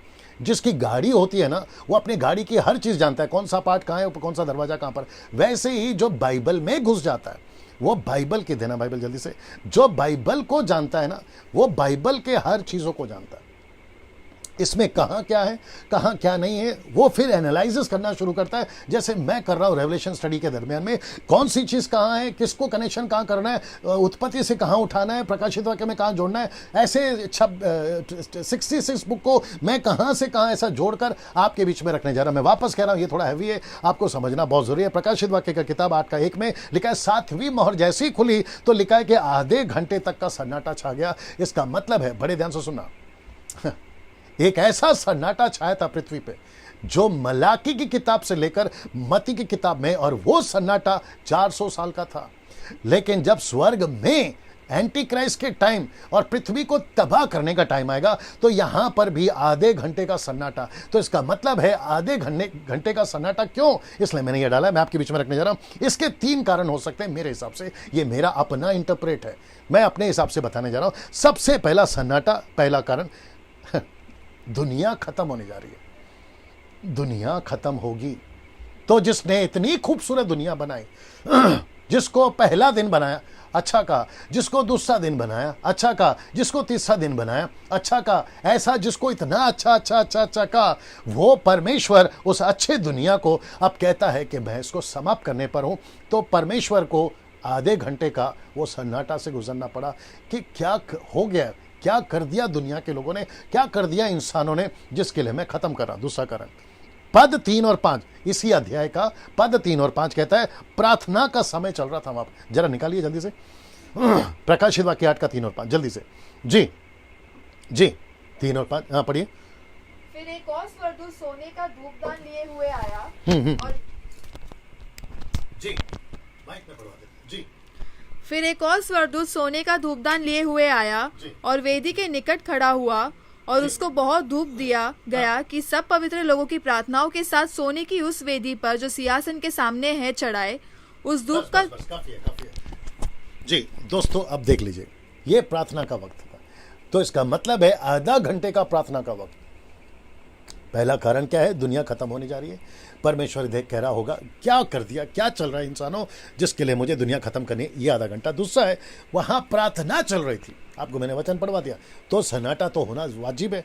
पूरी कलीसिया प्रार्थना कर रही है, सारे 24 प्राचीन 4 प्राणी प्रार्थना कर रहे हैं, तो ये सारी चीजें आपको बता। तीसरा कारण है, 14 विपत्ति पृथ्वी पर घटेगी। मैं वापस कहता हूं, 14 विपत्ति पृथ्वी पर घटेगी। उसके चलते जो है ये चीज़ें जो है, आधा घंटे का सन्नाटा यहाँ पर हम देखते हैं। 14 विपत्ति पृथ्वी पर घटेगी। 14 विपत्ति, हाँ आप नहीं समझे शायद 14 विपत्ति का मतलब क्या है। 7 तुरी और 7 कटोरे, 7 ट्रम्पेट्स एंड 7 बोल्स, ये जब पृथ्वी पे गिरेगी ना, उसके चलते पृथ्वी की जो हालत होने वाली, एंटी क्राइस्ट की जो हालत होने वाली, और जो पृथ्वी पे उस वक्त में, बर्दाश्त करो भैया, जो मसीह छूट जाएंगे उनकी जो हालत होने वाली होगी। एक वक्त था, प्रभु मैं तुझसे प्यार करता हूं, अचानक से बैकस्लाइड हो गया, प्रभु मैं तुझसे नफरत करता हूं, उसकी हालत होने वाली है। आप अच्छा खासा चल रहे थे, आप अच्छा खासा प्रभु में थे, लेकिन किसी के ठोकर के चलते आपने यीशु को छोड़ दिया, आपकी हालत खराब होने वाली। अगर आप अभी सुन रहे हो और मन फिराने का मौका अगर आपको प्रभु दे रहा है, मेरे दोस्त, मेरी बहन, मेरे भाई, जितनी जल्दी हो सकता है वापस आ जाओ। तुमने किसके चलते ठोकर खाया वो इंपॉर्टेंट नहीं है, लेकिन तुम्हारी जो हालत होने वाली होगी ना, मेरी भाषा को बर्दाश्त करिए। क्या करूं सर, मैं इसी तरीके का हूं। आपकी जो परिस्थिति होगी ना उन दिनों में, आपकी तो बैंड बज जाएगी। ये आपको समझना बहुत जरूरी है। सो ऐसी अवस्था के लिए कहता है आधे घंटे का सन्नाटा छा गया। नाउ पहली तुरी, इंट्रोडक्शन देने जा रहा हूं, ये है पहली तुरी जो फूका गया। प्रकाशित वाक्य 8 का 7 को बड़े ध्यान से देखिएगा। पहले स्वर्गदूत ने तुरी फूकी और लहू से मिले हुए ओले और आग उत्पन्न हुई और पृथ्वी पर डाली गई, और पृथ्वी की 1/3 जल गई। 1/3 का मतलब है 1/3। जल गई, बड़े ध्यान से देखिएगा, जल गई और सब हरी घास भी जल गई। तो इसका मतलब है कि सबसे पहले जब ट्रम्पेट ब्लो किया गया या फूका गया तो कौन सी कंडीशन या परिस्थिति हो रही है पृथ्वी पे? लिखा है लहू से मिले हुए ओले आग उत्पन्न कर रही है, पृथ्वी पर डाली गई। मैं चित्र दिखा रहा हूं, पृथ्वी पे डाली गई, उसमें 1/3 जल गई। किसकी? पेड़ों की 1/3 जल गई और हरी घास जल गई। ये सारी चीजें जल गई। बड़े ध्यान से देखिएगा, ये चित्र देख लीजिएगा, ये चित्र देख लीजिए, बी रेडी, ओके। ये चित्र देख लीजिएगा और साथ ही साथ ये चित्र देख लीजिएगा। आप सोच सकते हैं बीच में कहां आग लगा था? पूरी दुनिया में, अमेज़न में। और कितने जानवर? ऑस्ट्रेलिया में, या ऑस्ट्रेलिया में, है ना, अमेज़न का वो क्षेत्र है, राइट। वहां आग लगी थी, कई जानवर मर गए और पूरे न्यूज़ ने कवर किया था। क्या तबाही है, हेलीकॉप्टर पानी फेंक रहे हैं, प्लेन पानी फेंक रहे हैं, कैसे तैसे करके आग को बुझाया जा रहा है। अब आप सोच के देखिए, अगर ऊपर से ही परमेश्वर आग लगा रहा है तो कौन रोक सकता है, कौन बचा सकता है, बताइए। ऐसी परिस्थिति में मसीह लोग आप रहना चाहोगे? ऐसी घटना जब हो रही होगी आप उसमें रहना चाहोगे? एक बार जरा सोच के देखिए। तो क्यों ना, जब आप इस प्रचार को सुन रहे हो तो क्यों ना, विश्वासियों से बात कर रहा हूं, क्यों ना विश्वासियों आप अपना रिश्ता प्रभु के साथ और मजबूत करो। आप यीशु के और नज़दीक आ जाओ, आप यीशु के साथ और मजबूती में चलो। जो काम रुक गया उसको शुरू करो, यीशु का प्रचार करना शुरू करो, टाइम पास का जीवन जीना बंद करो। सबसे ज़्यादा मुसीबत आज क्या है पता है? बड़े ध्यान से सुनना, जो नाश हो रहे हैं उनको बचाने की मुसीबत नहीं आज, जो पहले से बचे हैं ना उनको फिर से बचाने की मुसीबत है आज। अगर आप समझ गए होंगे, जो पहले से सेव्ड है उनको फिर से सेव करना पड़ रहा है, ये मुसीबत है आज।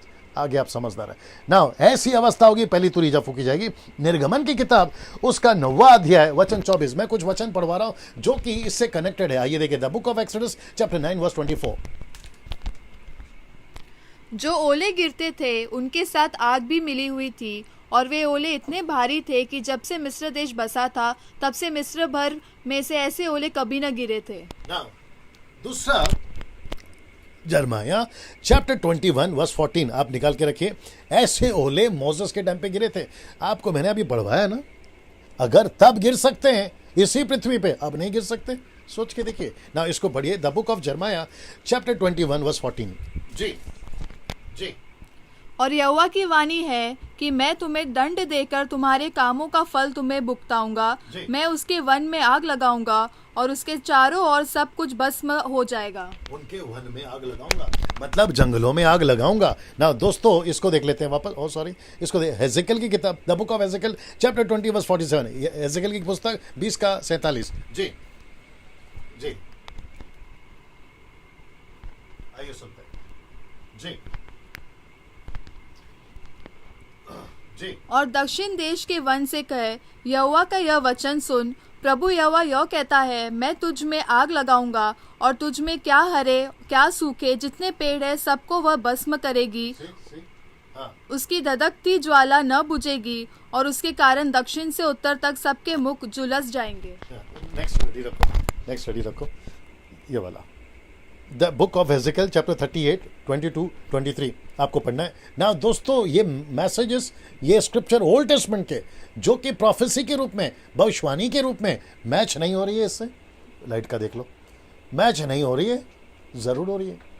तो इसका मतलब है कुछ लोग कह रहे होंगे काल्पनिक है, माफ़ करिए, ये सब है ना एक ऐसी बेतुकी बातें। अब आप देखिए फिर मैच कैसे हो रहा है, ओल्ड टेस्टमेंट के स्क्रिप्चर्स न्यू टेस्टमेंट को मैच कैसे कर रहे हैं। तो मैं वापस कहता हूं कि यीशु को मजाक में लेना बंद करिए, मिनिस्ट्री को मजाक में लेना बंद करिए। ऐसे दिन आएंगे, लिखा है ना, वचन तो कहता है ना, इब्रानी किताब 12 का 28 में, जीवित परमेश्वर के हाथ में पढ़ना भयानक बात है। क्यों लिखा है फिर? आप एक बात सोच के देखिए। चलिए वचन को भी पढ़ते हैं फिर आगे बढ़ते हैं। जी, हेजेकिएल 38 22 23। जी, मैं मरी और खून के द्वारा उससे मुकदमा लड़ूंगा और उस पर और उसके दलों पर और उन बहुत सी जातियों पर जो उसके पास होगी मैं बड़ी झड़ी लगाऊंगा और ओले और आग और गंधक बरसाऊंगा।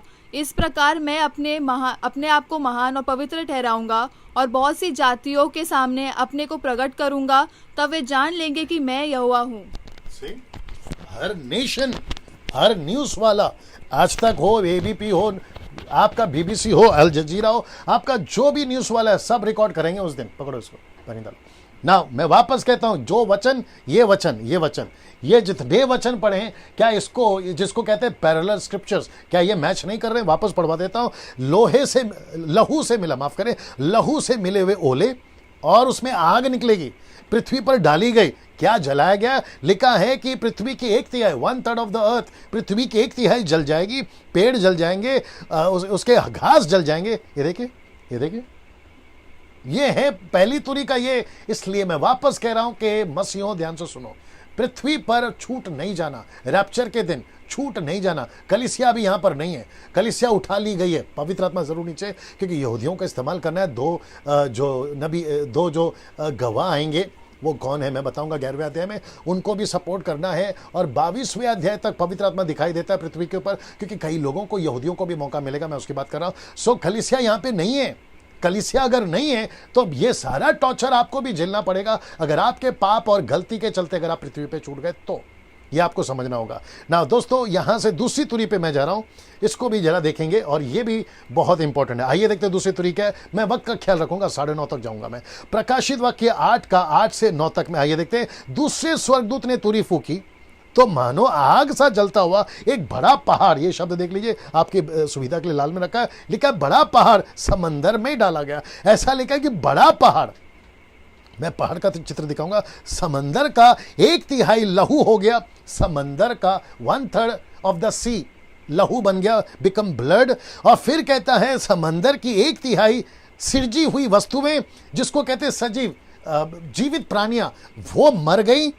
और लिखा है कि 1/3 जहाज नाश हो गए। जहाज का मतलब है शिप, जो क्या कहते हैं ना, बिजनेस करती है ना, जो यहां से वहां, या क्रूज, वो सब नाश हो गई। और आपका इंपोर्ट एक्सपोर्ट जो होता है, क्योंकि ज्यादातर पश्चिम देश से, अरब कंट्री से आपका जो भी एक्सपोर्ट होता है वो ज्यादातर जहाजों में आता है, क्योंकि कई टन की तादाद में आता है। ऐसा लिखा है, वो तक नाश हो जाएंगे। पहले ये चित्र देख लीजिएगा, ये हुआ इसका पृथ्वी पर, और ये रहा वो पत्थर, पहाड़।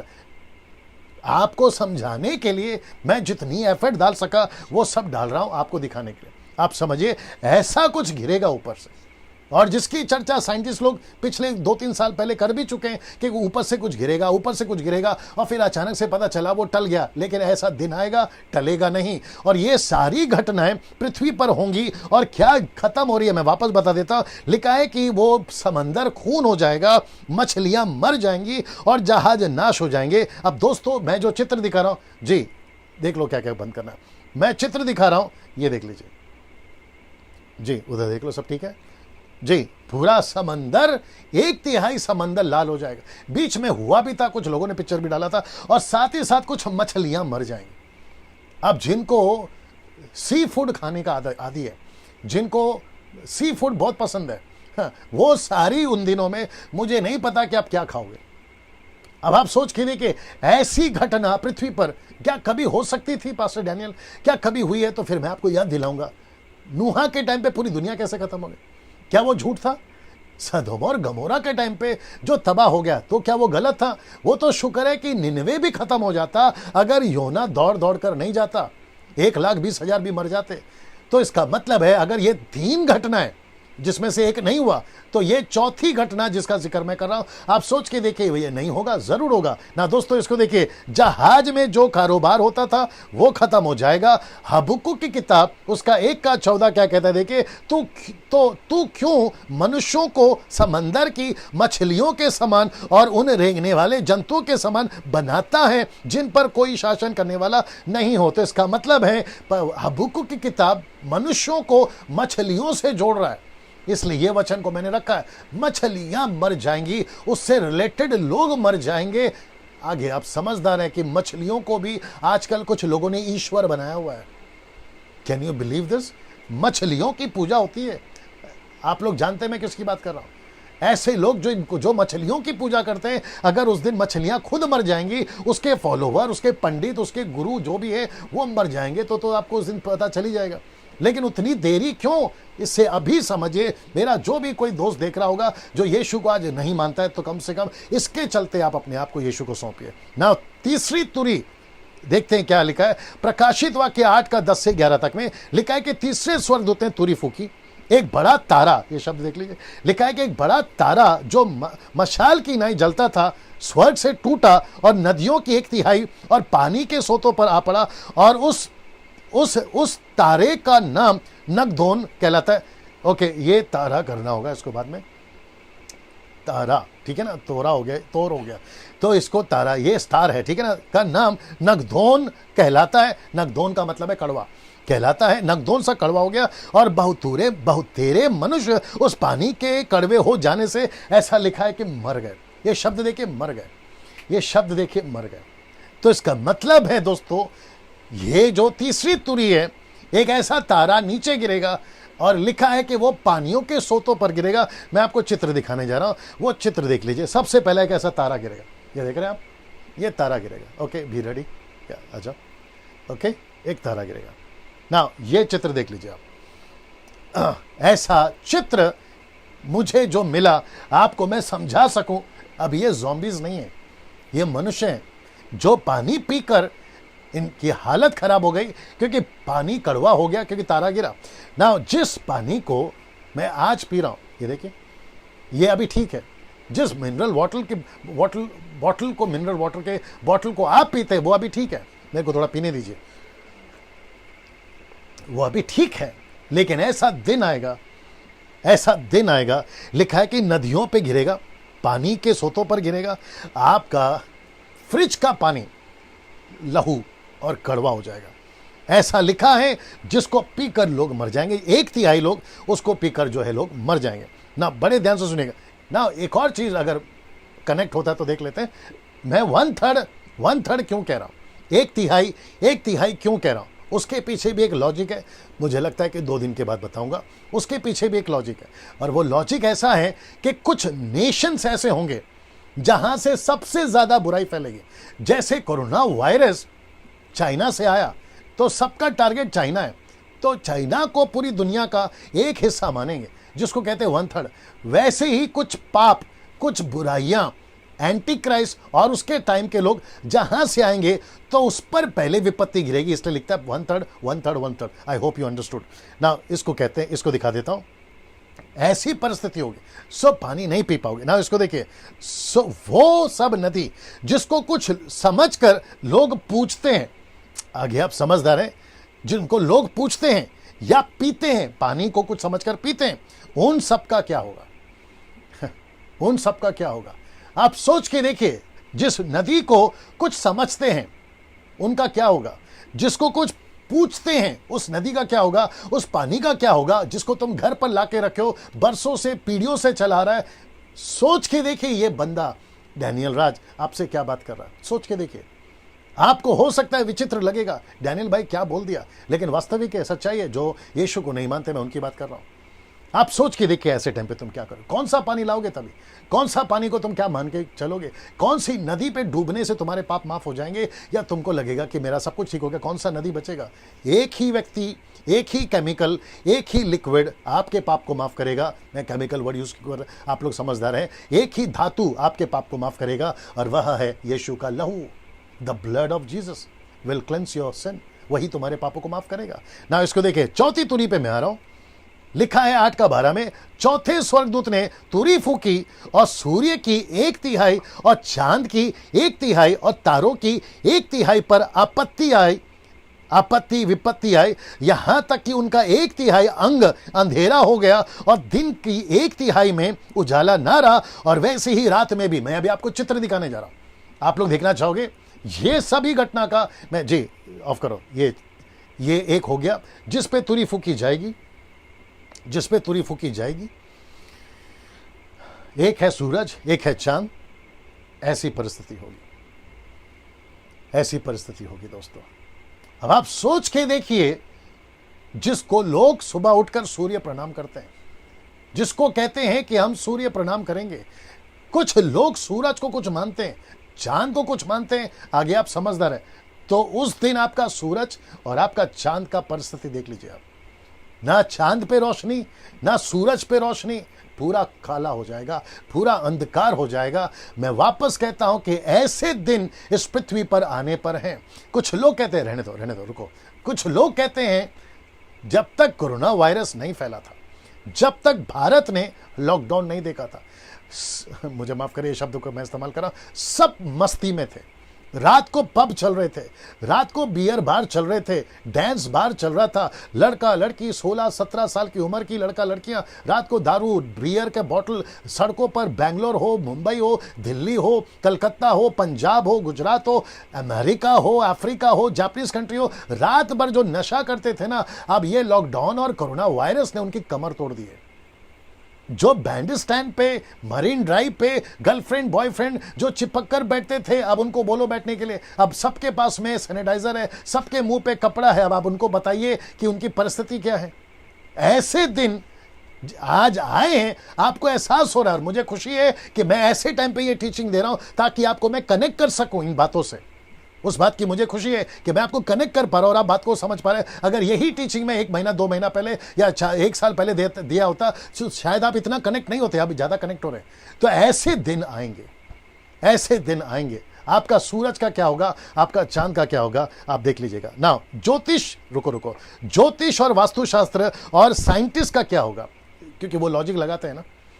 ज्योतिष किसको पढ़ेंगे, कौन से तारे को पढ़ेंगे, कौन से चांद को पढ़ेंगे और कौन से शनि देवता को पढ़ेंगे, आप ही बताइए।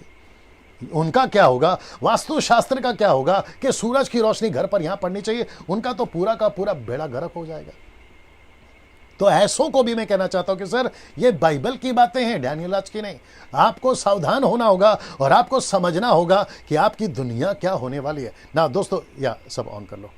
प्रकाशित वाक्य 8:13, जब मैंने फिर देखा तो आकाश के बीच में एक उकाब को उड़ते ऊंचे शब्द से ये कहते सुना कि उन 3 स्वर्गदूतों की तुरी के शब्दों को के कारण जिनका फूंकना अभी बाकी है, जिनका फूंकना अभी बाकी है, पृथ्वी के रहने वालों पर हाय हाय हाय। आपको याद होगा थोड़ी देर पहले मैंने कहा था, तो ऐसा क्या होगा जो पृथ्वी पे रहने वालों पर फूकेंगे तो उन पर ऐसी तबाही मचेगी, उन पर ऐसा तबाही मचेगा ना। बड़े ध्यान से सुनेगा, जो 4 तुरी अब तक आपने देखी वो सब नेचुरल था, यानी कि 1/3 क्या क्या नाश हुआ, क्या क्या नाश हुआ, पृथ्वी को नाश किया गया। लेकिन अब जो 3 है, यानी कि जो 3 विपत्ति पृथ्वी पर आना है, वो सब डिमोनिक होगा, शैतानी होगा और मनुष्यों को नाश करेगा। तो अभी तक किसको नाश किया, पेड़ को, पानी को, जहाज को, समंदर को, घास को, नेचुरल जो चीजें उसको नाश किया। लेकिन बाकी के 3 और जब जैसे ही खुलेंगे तो लिखा है कि मनुष्यों का नाश होना शुरू होगा। इसलिए वचन कहता है पृथ्वी के रहने वालों पर हाय हाय हाय, वो हाय हाय हाय। अब आप सोच के देखिए दोस्तों जी, अब आप सोच के देखिए, अगर ऐसा लिखा है कि पृथ्वी पे रहने वालों पर हाय हाय, तो आप अंदाजा लगाइए कि ऊपर बैठा परमेश्वर अगर पृथ्वी के रहने वालों पर। अच्छी बात क्या है पता है इसमें, जो मुझे अभी लीड हो रहा है इसमें, अच्छी बात यह है कि आप नहीं है इसमें, अगर आप रैप्चर में उठाए जाते हैं। अच्छी बात क्या है पता है इसमें, यहां कलीसिया नहीं है, वो कलीसिया जिसने यीशु के महान आज्ञा को पूरा किया, वो कलीसिया जिसने यीशु के लिए चेले बनाए, वो कलीसिया जिसने कलीसियाओं की स्थापना करी, वो कलीसिया जो यीशु के लिए मिशनरीज को भेजती है। कितना, my goodness get ready now, कितना पैसा चर्च में आता है, आपके चर्च में आता है। मैं बड़े बड़े मेगा चर्च की बात कर रहा हूं, पंजाब, साउथ, बेंगलोर, गुजरात, महाराष्ट्र। सोच के देखिए कितना पैसा आता है, उस पैसे का शॉपिंग मॉल बनता है। आप BMW में घूमते हैं, आप लग्जरी गाड़ी में घूमते हैं, सेवकों की बात कर रहा हूं। गुस्सा तो आएगा ही आपको, अभी हरकतें ऐसी है तो गुस्सा तो आएगा ना जब मैं बात करूंगा। अगर सुधरना है तो सुधरोगे, नहीं सुधरना है तो गुस्सा करोगे, और जिसको गुस्सा आ रहा है वो गिनती में आएगा, जो सुधरना नहीं चाहता। ये आपके ऊपर रखता हूं मैं। सोच के देखिए कितना पैसा आ रहा है, तो मिशनरीज को क्यों नहीं बेचते। कितना गांव अभी भी ऐसा है जहां यीशु के वचन से लोग अछूते हैं, वहां क्यों नहीं बेचते। लाखों रुपए आपके पास आते हैं, करोड़ों रुपए आपके पास में आते हैं, आप कई पैसे सोशल मीडिया पे डालते हो, टीवी पे आने के लिए डालते हो, खुद को प्रमोट करने के लिए डालते हो, ना जाने कहां कहां क्या क्या करते हो, और ऊपर से कई पैसे मांगते हो। आजकल तो ऑनलाइन भी ऐसे मांगे जा रहे हैं कि कुछ भी करो लेकिन ताइब तो देना ही कंपलसरी है। मैं उसके ऊपर भी बात कर चुका हूं, आप लोग इस बात को जानते हैं मैं किस तरह का प्रचारक हूं। लेकिन मिशनरी क्यों नहीं भेजते, सो अच्छी बात यह है कि ऐसे लोग जो बोझ से थे, प्रभु के लिए कार्य कर रहे थे, वो पृथ्वी पर नहीं रहेंगे उन दिनों में, वो सब उठा लिए जाएंगे। लेकिन हाय हाय उन पर, ये देख लीजिए, उन पृथ्वी पे रहने वालों पर, उसमें विश्वासी भी हैं, उसमें सेवक भी हैं, उसमें बाइबल टीचर भी हैं, वर्शिपर्स भी हैं, म्यूजिशियंस भी हैं, जो यीशु के मैंडेट को लेकर पूरा नहीं चले। ये एक वार्निंग के रूप में आपको बता रहा हूं, बड़े ध्यान से समझना ना इसको। देखिए मैं अभी थोड़ी देर में समाप्त करूंगा ना। ये सारी चीजें मैं अभी आप तक बता चुका हूं कि अभी तक जो घटा है, 4 तुरी जो फूका गया है, उसने नेचर को डिस्ट्रॉय किया। नेचर यानी कि जो हर एक पेड़ पौधे, नेचर को लॉस किया है या नुकसान पहुंचाया। लेकिन जो बाकी के 3 विपत्ति, यानी कि 3 ट्रम्पेट जब ब्लो होगा तो लिखा मनुष्य को नाश करेगा ना। इसको देखिए, इसके पहले कि हम 5वीं तुरी को देखें, आपको एक बात जानना बहुत जरूरी है। मैं उतना बताकर आगे बढ़ूंगा, यानी कि 9वें अध्याय पे मैं कल आऊंगा। 5वीं तुरी को देखें, आप एक बात को जानना जरूरी है। इसके पहले कि 5वीं तुरी क्या होगी वो बताने से पहले बड़े ध्यान से शब्द को पढ़िए। लिखा है कि 2 तरह के दुष्टात्मा है। कितने? 2 तरह के। मैं वापस कहता हूं कि आज 7वां अध्याय कंप्लीट हुआ है, 8वां अध्याय कंप्लीट हुआ है, कल 9वां अध्याय कंप्लीट करूंगा। और आप कितने लोग देख रहे हैं अभी? ओके, वो सभी 1300 लोग अभी जो मुझे देख रहे हैं, कल आपको 9वां अध्याय पढ़कर आना है। 9वां अध्याय और 10वां अध्याय कल देखते क्या होगा। 9 और 10 कंप्लीट करने की कोशिश करूंगा, या 12 तक भी जा सकता हूं, डिपेंड्स, ठीक है ना। पढ़कर आइएगा और साथ ही साथ बिल्कुल टाइम से कनेक्ट हो जाइए। 8 बजे स्टार्ट होता है, 8 बजे आप लोग कनेक्ट हो जाया करो, ठीक 8 बजे, ठीक है ना। अभी 15 मिनट मुझे दीजिए, मैं इसको बताकर समाप्त कर रहा हूं। बड़े ध्यान से सुनिएगा और शेयर करना शुरू करिए। आप जैसे इसको प्रमोट कर सकते करिए, क्योंकि ऐसी शिक्षाएं, और याद रखो डैनियल राज पैसे कमाने के लिए, नाम कमाने के लिए ये सब नहीं कर रहा है, परमेश्वर ने मुझे ऑलरेडी दिया हुआ है। बड़े ध्यान सुनिएगा। 2 तरह के दुष्ट आत्मा है। लाइट आई थिंक बंद करना होगा ना, देख लीजिए जी। 2 तरह के दुष्ट आत्मा है जी, बंद करिए जी। ये है एक। अब ये चित्र मुझे मिला है, मैं क्या करूं, ये चित्र मुझे मिला है इसलिए मुझे रखना पड़ रहा है। दूसरा ये, अब आप लोग सोच रहे होंगे पास्टर डैनियल 2 तरह के दुष्टात्मा से आपका क्या मतलब है। अब इसको पढ़ो। लिखा है एक जो खुली हुई है या खुले स्वर्ग दुष्टात्माएं, जो फॉलन एंजल यानी कि पतन किए हुए स्वर्गदूत जो दुष्टात्मा बन गए।